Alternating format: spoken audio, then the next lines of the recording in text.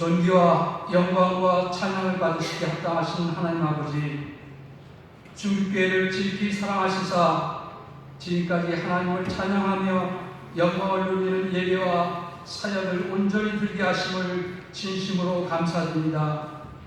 소망, 미래, 생명이 넘치는 교회로, 생명을 살리는 교회로의 사명을 다하게 하여 주시옵소서. 올해 상반기 마지막 주일인 이 시점에 그동안 얼마나 주님을 향한 사랑으로 살았는지 돌아봅니다. 올해 초 주님을 위해 이것도 하고 저것도 하리라 다짐하였지만 제대로 다 실천하지 못하였음을 고백합니다. 때로 이기심과 자존심 때문에 사람들의 눈치를 보며 하나님 편에 서지 못하였습니다. 예수님의 심장 가지고 담대히 나가야 할 자리에 연약한 믿음으로 머뭇거렸습니다. 이러한 몸과 마음으로 이 자리에 섰사오니 주님의 십자가의 보혈로 이 모든 죄성과 나약함을 씻어주시옵소서. 주님의 십자가를 바라보며 그 은혜와 감격 속에서 살기로 원합니다. 너희 말이 내 귀에 들린 대로 내가 너에게 행하리라 하신 하나님 아버지, 하나님을 향해 원망하는 말이나 불순종하는 말을 하지 않게 하시고 진리신 주님을 따르는 자로서 진실한 말을 하게 하옵소서. 주님이 주시는 능력으로 무엇이나 다 할 수 있다는 긍정적인 말을 하게 하옵소서. 우리가 처한 상황이 어떠할지라도 믿음의 말을 하게 하시고 믿음의 행동을 하게 해주시옵소서. 이 시간 육신의 질병으로 아파하는 성도님들에게 기도합니다. 저들의 아픔과 외로움과 간절함을 돌아보시고 하나님의 치유의 광선을 바라시사 아픈 것이 속히 낫게 하여 주시옵소서. 저들의 헬식한 얼굴과 연약해진 몸에 힘과 생기를 되찾게 하시어 우리 모두 같이 웃으며 감사 찬양하게 되기를 간절히 원합니다. 이 나라 이 민족을 변함없이 사랑해 주시는 하나님 아버지, 6.25 남침 70주년이 되는 지금도 여전히 북은 비난과 비방으로 위협을 가하고 있고 우리는 제대로 대응하지도 못하는 혼란한 상황에 처해 있습니다. 또한 코로나 바이러스에 신규로 감염된 경우가 이어지고 있어 많은 사람들이 고통을 받고 있고 이를 검진하고 치료하는 의료진들도 무더위에 무진 애쓰고 있습니다. 이 혼란한 위기의 현실 속에 길이요 진리요 생명이신 주님께서 우리와 함께 하시사 의의 길로 화평의 길로 인도하여 주시옵소서. 주님의 복음을 전하시기 위해 선교 현장에서 삶을 바치시는 선교사님들에게 기도합니다.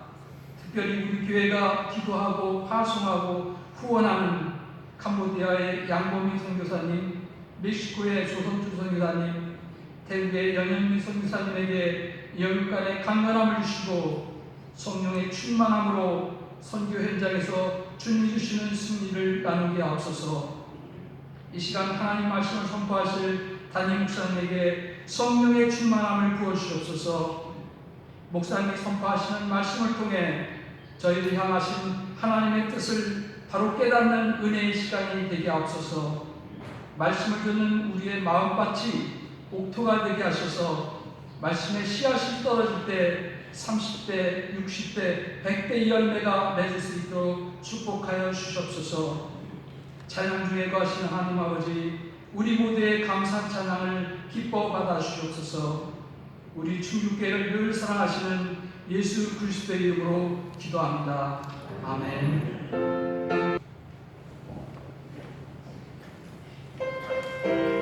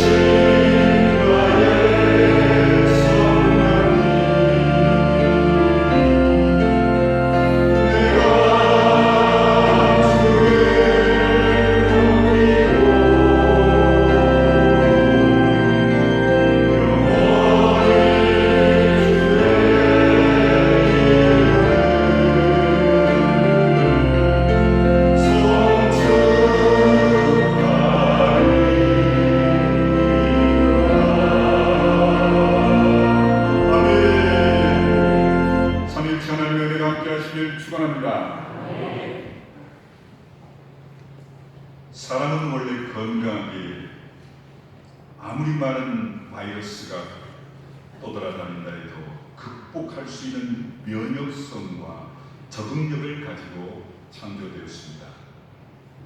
어차피 인간은 체질적으로 끊임없이 질병과 싸우면서 살 수밖에 없습니다. 우린 질병이라고 하면 세 가지를 생각합니다. 육신의 질병, 정신적인 질병, 영적인 질병이죠. 종합해보면 이 세 가지는 결국은 하나로 인해 시작되는 질병이라고 할 수 있습니다. 그건 바로 영적으로, 종교적으로 타락할 때 정신적인 병이 생기고, 정신적인 병이 생길 때 당연히 육체적인 질병이 나타나기 때문입니다. 의사들은요, 우리가 앓고 있는 질병의 70%가 정신적인 원인이다라고 하는 걸 보면 인간에게 정신적 건강이 얼마나 중요한가 하는 건 두말할 필요도 없습니다. 그래서 사람들이 살고 있는 사회에서 질병뿐만 아니라 그 밖의 사건들도 정신과 연관되는 경우가 많지요.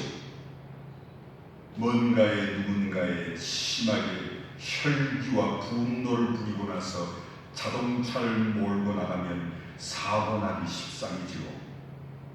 그래서 지혜로운 사람들은 조금 언짢은 일이 있을 땐 운전하는 걸 자제합니다.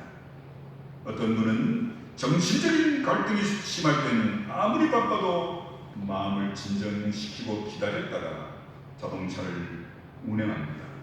왜 그런가 하면 정신이 산만한 상태로 운전하다가는 사고 나기 십상이기 때문이죠.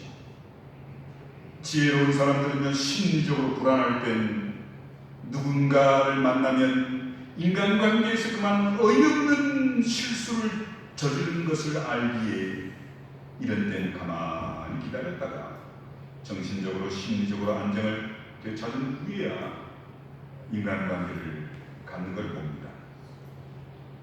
우린 눈에 보이는 것만 병인 줄 알지만 사실 남 모르게, 심지어는 내 자신도 모르게 질병을 앓고 있는 사람들이 있지요. 특히 영적인, 종교적인 차원에서 보면 우리가 얼마나 많은 질병에 시달리고 있는 것을 깨닫게 됩니다. 본문을 보면 적어도 세 종류의 환자가 있는 것을 볼 수 있습니다. 자신이 질병에 시달린다는 걸 알고 의사를 찾는 환자가 있지요. 눈이 아프거나 눈이 이상하면 안과를 갑니다. 배가 왠지 더부룩하고 아프면 내과로 가는 행동은 상당한 지식이 필요하지요. 이렇게 스스로 자신의 질병 상태를 알아 치료받으려고 의사를 찾아가는 환자들이 있는가 하면, 두 번째 유형의 환자는 아픈 건 알겠는데 의사를 찾아갈 용기가 없는 환자들이 가끔 있습니다. 스스로 질병으로부터 벗어나려고 하지 않는 속수무책인 자들이죠. 이들에게는 다만 질병으로 인한 고통만 있을 뿐입니다. 세 번째 유형의 환자는 자신이 아픈 것조차 모르는 상태가 있습니다. 스스로 아픈 줄 모르는 질병은 어떤 병보다도 치명적이죠. 하루하루 자신이 질병으로 죽어가고 있지만 정작 환자 자신은 얼마나 무서운 질병에 걸렸는지 모른다면 문제가 심각하지 않을까요? 오히려 이런 사람들은 나는 건강해 착각을 합니다. 대부분의 정신질환자가 이런 경우라고 합니다. 정신병원에 근무하는 의료진들의 얘기를 들어보면 정신병 환자들은요, 하나같이 자신은 정신병자가 아니랍니다. 자신의 질병을 인정하는 사람은 고칠 가능성이 높은 반면에 난 건강해, 난 온전하다니까, 난 아무 이상 없다니까, 그런데 왜 날 괜히 병원에 입원시키고는 괴롭히는 거야? 이런 생각을 하는 환자들은 문제가 심각하다는 겁니다. 대부분의 정신병 환자들은 하나같이 교만합니다. 그들의 대화 내용을 들어보면 아나무인이라지요. 교만함이란 정신 분석학적으로 평가해도 문제가 심각한 증상이랍니다. 교만한 사람들에게는 인간관계에서 갈등이 생길 수밖에 없다죠. 자신은 언제나 누구 앞에서나 가장 높은 곳에 두려는 교만한 마음이 정신적 질병을 유발한다는 겁니다. 본문을 보면요, 레위라는 인물이 등장하는데 마태복음을 기록한 저자 마태입니다. 이 마태의 직업은요, 세리였어요. 예수님 당시 세리라는 직업은요, 죄인입니다. 유대인들에게는 장녀와 똑같이 대우하는 아주 천대받는 신분이 당시 세리였답니다. 돈은 누구보다 잘 벌었지만 동족인 유대인들로부터 외국노, 반민족주의자, 탈세자, 아첨꾼으로 손가락질 받는 자들이었답니다.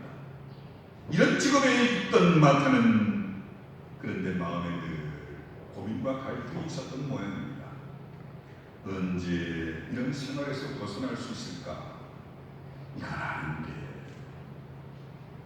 죄악의 현실을 알지만 심각하게 갈등을 일으키지만 괴로워하지만 그러나 현실에서 정말 그 크게 들어오는 돈들이 그로 하여금 그 세리라는 직종을 멈추지 못하게 했던 겁니다.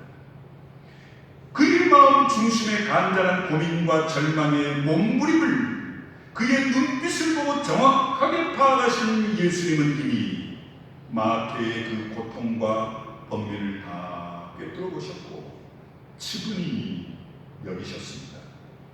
그래서 예수님께서는 그런 마태를 향해 사랑과 긍휼의 마음으로 나를 쫓아라 하시니 저가 당장 하던 일을 내팽개치고 예수님의 말씀에 순종하고 쫓아 나선 겁니다.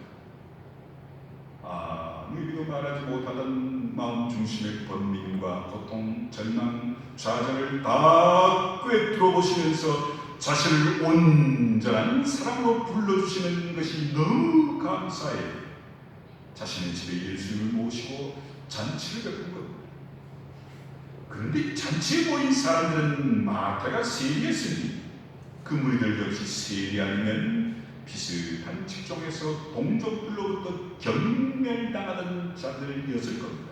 그러니 이런 상황을 처음부터 지켜보던 바리새인들로서는 못마땅할 수밖에요. 성도 여러분, 우리는 이 본문을 주의 깊게 깊이 보셔야 합니다. 세리 마태는 죄인이지만 자신이 병들어 있다는 사실을 잘 알았던 사람이었어요. 반대로 당시 바리새인들은 자신들이 심각하게 병들어 있다는 걸 모르고 있었습니다. 그러니 세리 마태와 예수님과의 만남을 비난할 수밖에. 어째서 저렇게도 천한 사람들과 메시아라는 예수는 함께하는 거지? 어떻게 그리스도라는 예수는 죄인들과 같이 식사까지 하는 말이야?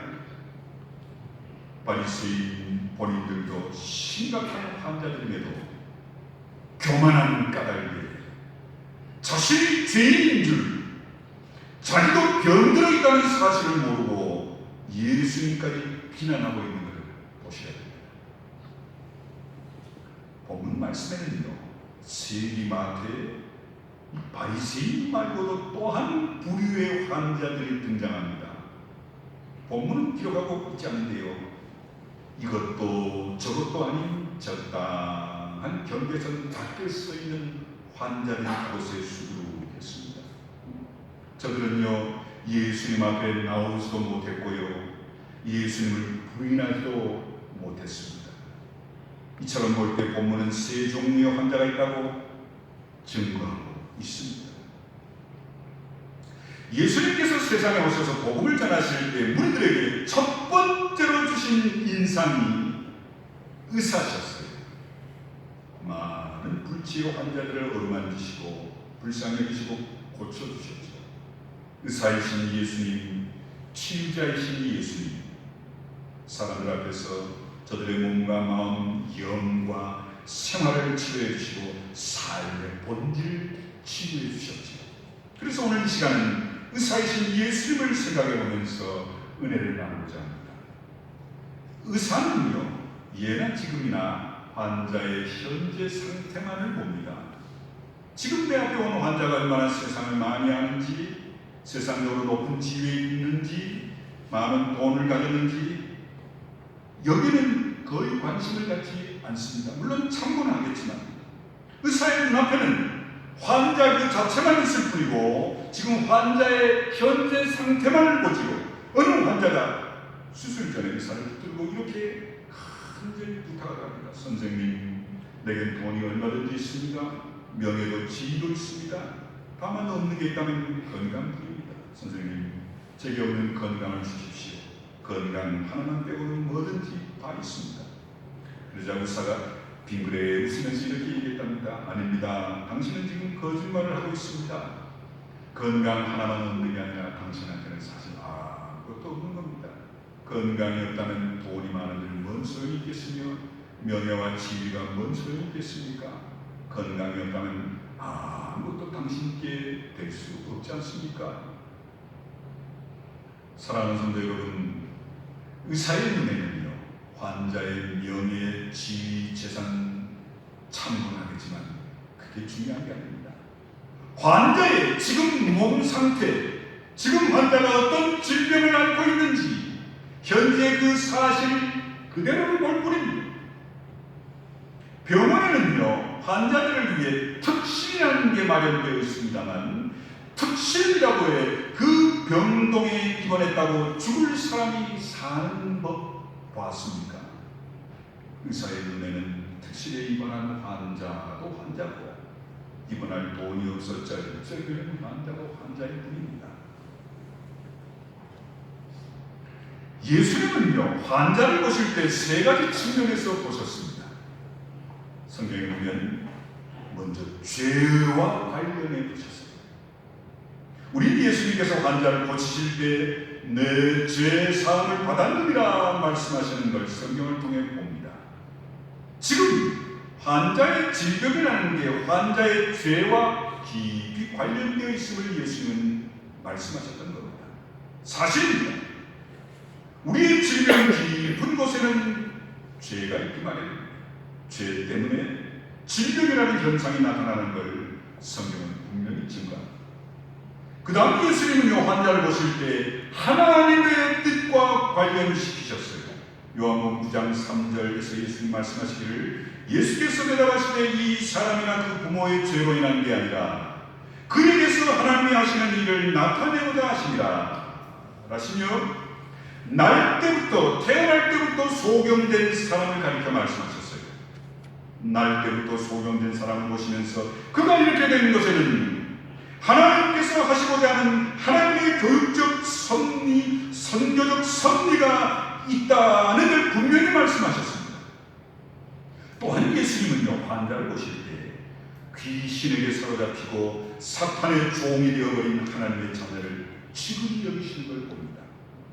하나님의 자녀가 죄와 사탄의 사슬에 매여 부작용 가운데 괴로워하고 있는 모습을 보시고 불쌍히 여기시는 걸 봅니다.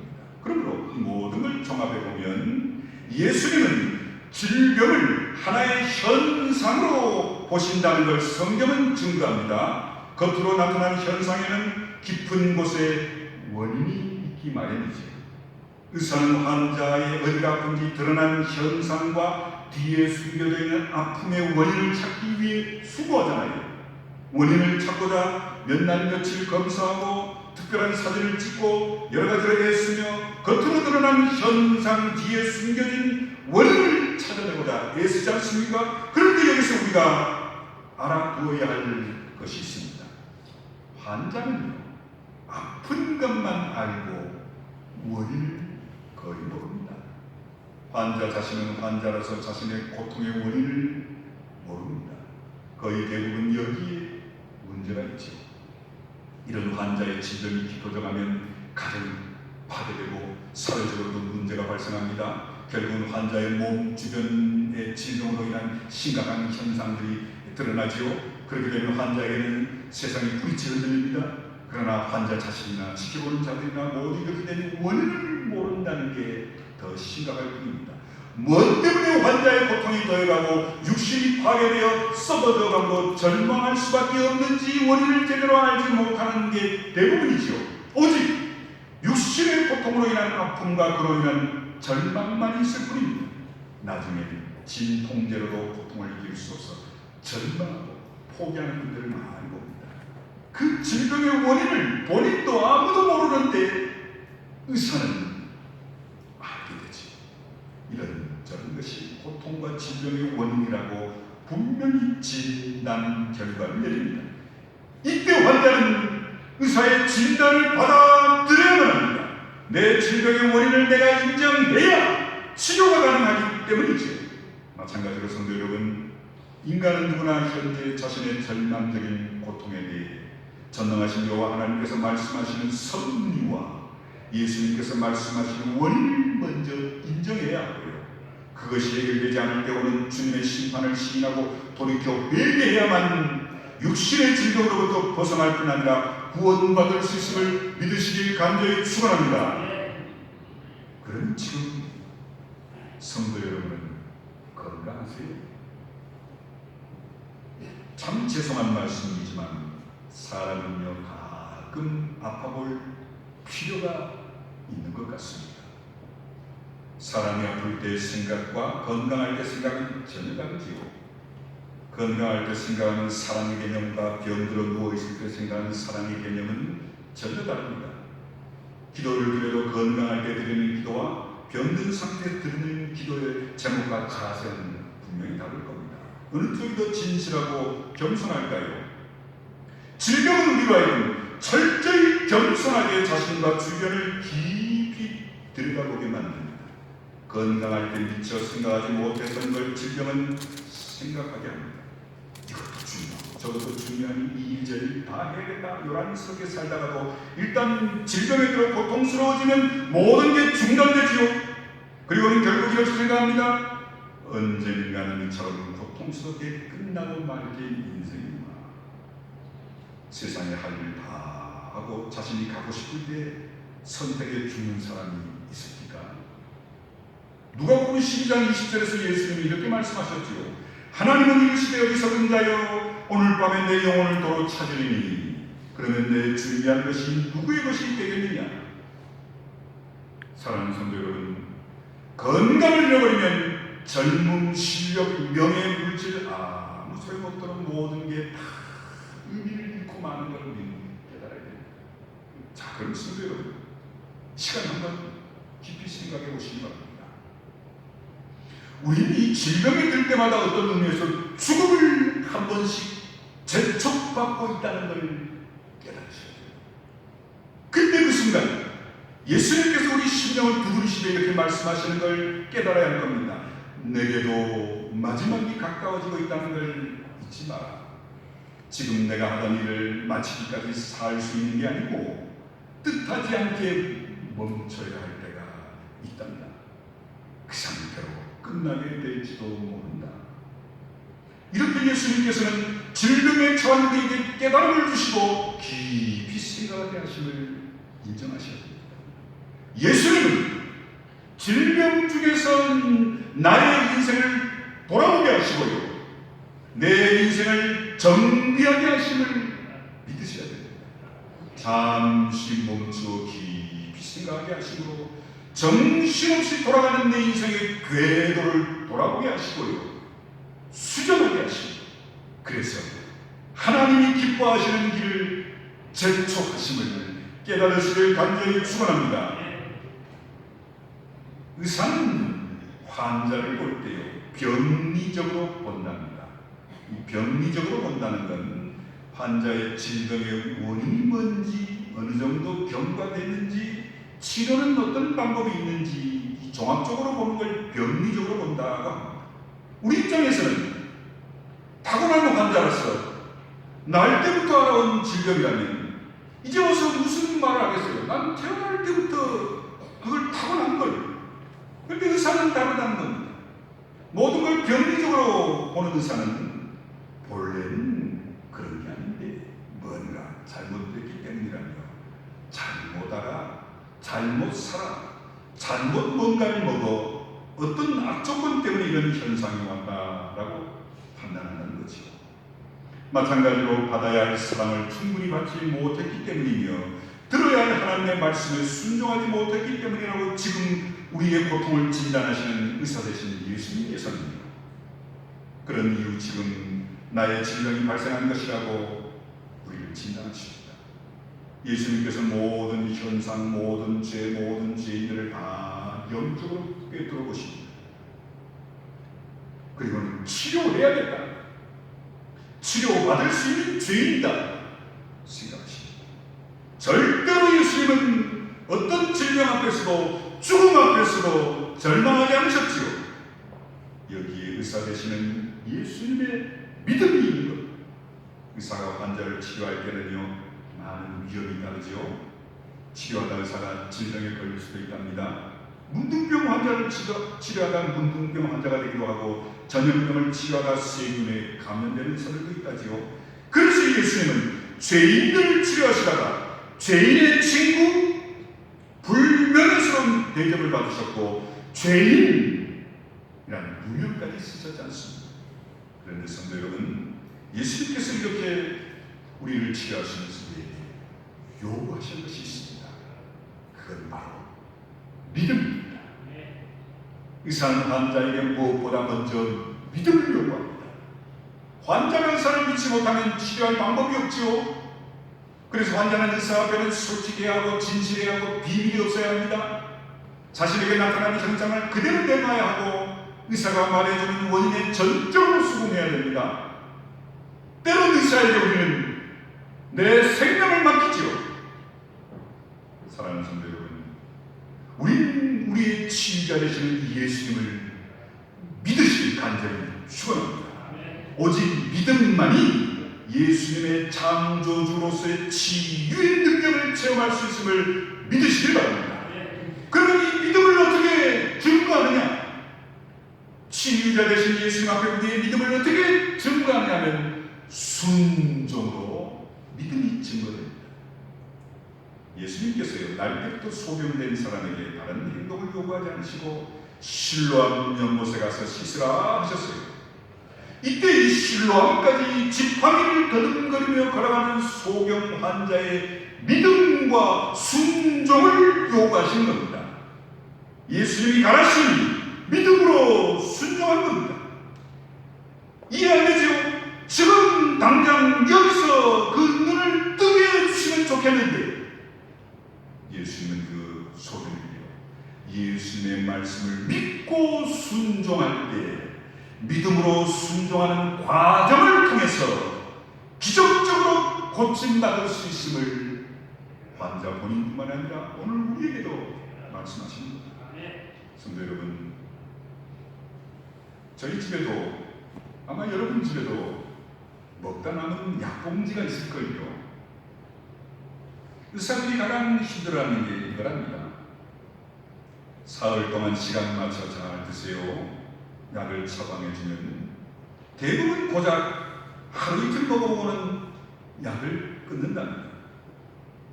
저희 집에도 제가 겨울에 하도 목감기, 코감기에 장에 걸려서 이비인후과에 자주 다니니까 옆에 있는 사람이 약으로 사냐고.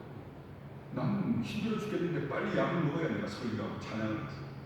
근데 약을 3일치, 5일치 오면 그걸 다 먹느냐고. 막 바가지를 긁어요. 그 저희 집에도 먹다 남은 감기약이 수룩합니다. 우리는 감기약을 하루 이틀 먹어보면 낫죠? 에이 낫네 뭐. 이 화학 약품을 몸에 집어넣을 필요 더 있겠어? 그러니 이제 약을 뭐 그만 먹지 뭐. 하루 이틀 남겨놓고 안 드시죠? 대부분 그럴 겁니다. 나은 걸 뭐. 그런 의사들은요 그 처방해준 약을 다 먹어야 다음에 또 그런 감기와 병이 안 들 텐데 의사가 사흘 먹으라는 약은 사흘 먹으면 효력이 나타나는데 환자들에게 도무지 믿음과 순종이 없더랍니다. 사랑하는 성도 여러분, 우리는 이젠 예수님을 믿고 예수님의 말씀이 뭐든 순종하시길 간절히 축원합니다. 기다리라면 기다리시길 바랍니다. 가라면 가시길 바랍니다. 이게 믿음이고 순종입니다. 너무 서두르지 마십시오. 너무 앞서가지 마십시오. 자신의 판단으로 멈춰서지 마십시오. 본문을 보면 예수님께서 세리마티라는 환자를 고쳐주시되 겨우 병원에서 태어날 정도가 아니라 온전한 사람으로 그것도 자신의 제자로 회복시키심을 깨달으셔야 됩니다. 예수님의 치료 과정을 보세요. 먼저 병석에 누운 환자처럼 지금 자신의 죄악된 정상적이지 않은 삶에 괴로워하며 고통스럽게 어쩔 수 없이 세금을 걷어들이던 마태를 그 죄악의 현장에서 불러 일으켜 세우셨어요.